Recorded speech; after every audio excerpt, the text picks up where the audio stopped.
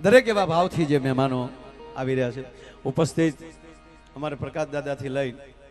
આ બધાને દાદા હું મારે વાત કરવી આમાં 90% હું નામથી નામ લઈ શકું પણ સમય નથી લેવો સમય ઘણો થયો છે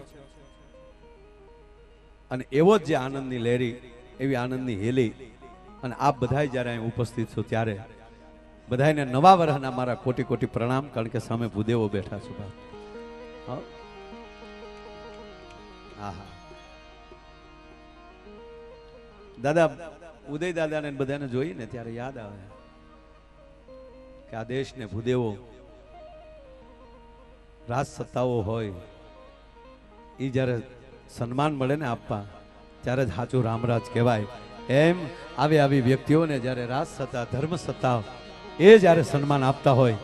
એ ઉદય દાદાનું એકનું સન્માન નથી સમગ્ર ભૂદેવોનું સન્માન સાહેબ આ છે એ મોટામાં મોટી વાત છે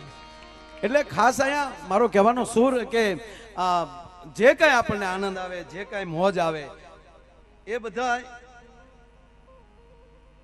એટલો બધો આનંદ થતો હોય એટલે મેં પહેલા કીધું એમ ને અત્યારે કહું કે રાજદીપભાઈ જ્યારે અહીં પધાર્યા છે એના માતુશ્રી પણ દાદાને બેન તરીકે એટલે બે અહીંયા મેં કીધું ને મોરબી અને રીબડા બે આવ્યું છે બે ભાણેજ તરીકે આજે મહેમાન થઈને આવ્યા છે સર એટલે આજનો આવો રૂડો અવસર છે ત્યારે ભગવાન દુધેશ્વર મહાદેવનું સાનિધ્ય છે ફરીવાર ભાઈએ જે જાહેરાત કરી એની વાત ફરીવાર જાહેરાત કરું કે આ કોઈ પૈસા માટેનો પ્રોગ્રામ નથી અને અમે આવ્યા છીએ એ તે સાહેબ આ બિલના સંબંધ નથી દિલના સંબંધ છે એટલે અહીંયા કોઈ લાભાર્થી પ્રોગ્રામ નથી પણ સરસ્વતી બેઠા હોય ને લક્ષ્મીજી દાદા નો આવે ને તો આમ અમને સારું ન લાગે માં સરસ્વતીની જ્યારે ઉપાસના થાય એટલે લક્ષ્મીજી આવે અને અમે કલાકારો ભાગશાળી છીએ અમે પ્રોગ્રામ ચાલુ કરીએ ને દાદા એટલે 3 દેવીની હાજરી હોય સરસ્વતી નાભીમાં બેઠા છે એ ત્યાંથી સ્વરને ધક્કો મારે છે અને લક્ષ્મીની તો ખોળો મળે છે આ લક્ષ્મીજીનો ખોળો મળે ઘણા નો ઉડાડવાય શું કે આ લક્ષ્મીજીનું અપમાન કહેવાય હા લુખેશ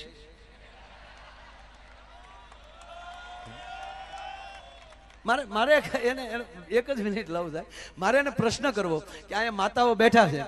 તો સાંભળજો કે 6 મહિનાનું બાળક હોય અને માં એને આમ છાતી ઉપર રમાડતા હોય સુતા આમ છાતી ઉપર રમાડતા હોય માં છે બાળક છે એ માની છાતી ઉપર ડગલા માંડતો હોય તો માને ગમે કે ન ગમે તો હવે લક્ષ્મીજીને આગળ આપણે કવડા બાળક ગણાવી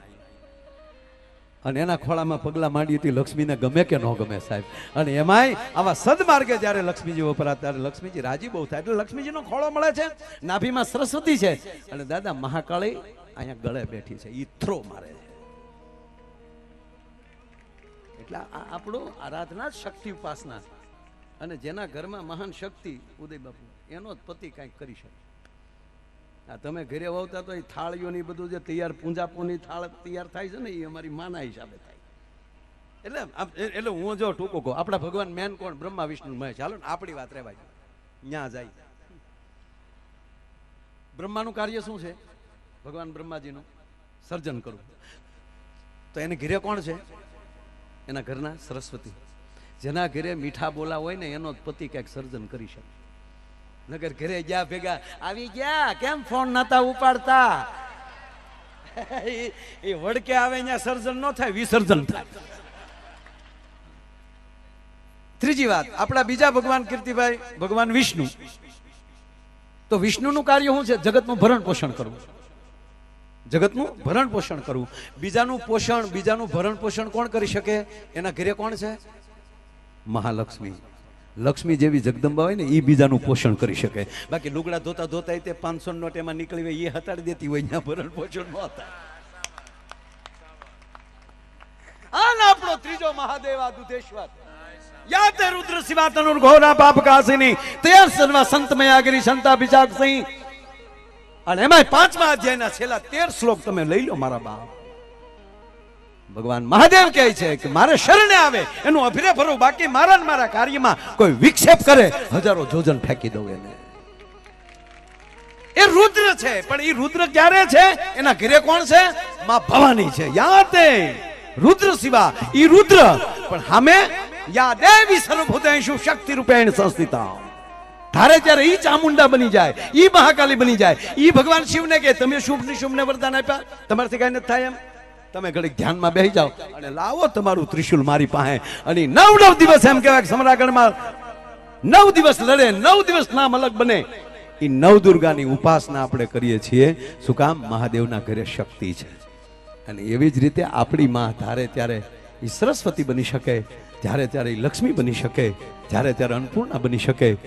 અને કોઈક વાયડો છો હોય તો હાથમાં પછી એ તલવાર લઈને સંડી બની શકે, એમાં કાંઈ ઘટે નહીં સાહેબ. એ પછી ઝાંસીની રાણી પણ બની શકે, દુર્ગાબાઈ પણ બની શકે. અને એવા મહાદેવના સાનિધ્યમાં 9 દિવસમાં મળ્યા છીએ. અને આવતીકાલે આપણો ઠાકર ભણવાનો હોય અને પછી આખી દુનિયા ભણવાની છે. આવા મંગલ પ્રસંગે આપ બધાના ચરણોમાં પ્રણામ કરી અને કીર્તિભાઈને વિનંતી કરું કે મારો બાપ એ અમારું ખુટવડા છે, એમાંય ઉદય બાપુનું વતન છે, એમાંય મોટું ખુટવડા. અને દાદાએ વતનમાં રાખ્યું એનું કારણ એ છે કે એની ડાળું અવડી મોટી ફેલાણી છે, પણ મૂળિયું ખુટવડા છે. એટલે મૂળિયાને ખાતર નાખવા માટે અહીંયા દાદા આવ્યા છે સાહેબ. એને ખૂબ ખૂબ પ્રણામ કરી આપ બધા જ્યારે પધાર્યો છો ત્યારે આપને વંદન કરી અને વિનંતી કરો કે આવો મારો બાપલ્યો કીર્તિદાનભાઈ, અમારો આપણો ઘરનો ડાયરો છે, રાત જેવું ધાબુ છે. અને એવી કઈક મોજ લઈને આવે છે ભાઈ શ્રી કીર્તિદાનભાઈ ગઢવી. જોરદાર તાળીના ગળાથી વધાવો ભાઈ શ્રી કીર્તિદાનભાઈ ગઢવી. પધારો કીર્તિદાનભાઈ, પધારો.